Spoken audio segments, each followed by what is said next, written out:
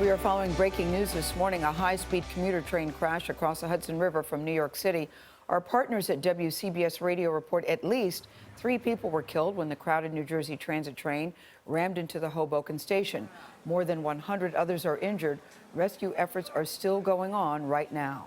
The impact collapsed part of the station's roof. You can see the damage in this aerial view.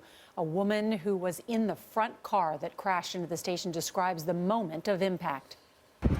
When we came into Hoboken, it slowed down as we were coming into Hoboken, and then it just didn't stop. It was like a big crash, and then everything from the ceiling just fell in. Did you see injuries? How bad?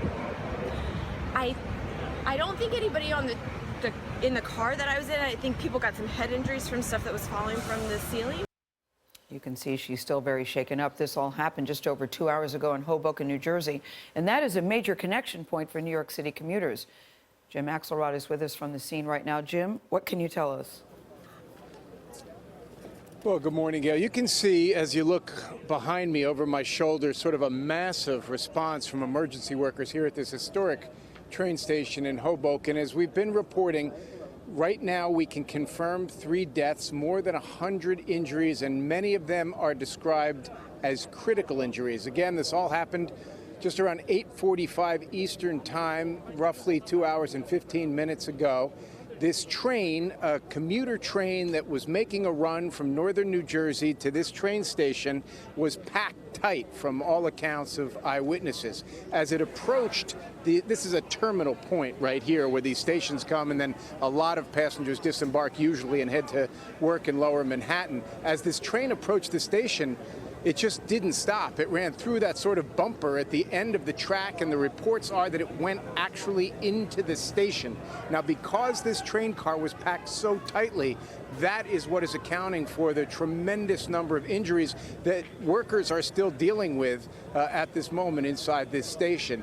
We do have reports that it wasn't necessarily a question of high speed. It's just because of this heavy, massive piece of equipment not stopping and running through this bumper that so much damage was done, not just to the train, but as you've been able to see from some of the pictures, there is structural damage inside this open air station. This station is built, dates back to the early part of the 20th century, built in very solid construction. So that gives you a sense of what the blunt force trauma of this train hitting the construction must have been like because of the tremendous damage that's done inside the station. Obviously, a lot of emergency workers and investigators on the scene, but it is just too early to tell at this point what the cause might be for this crash. Gail, Nora?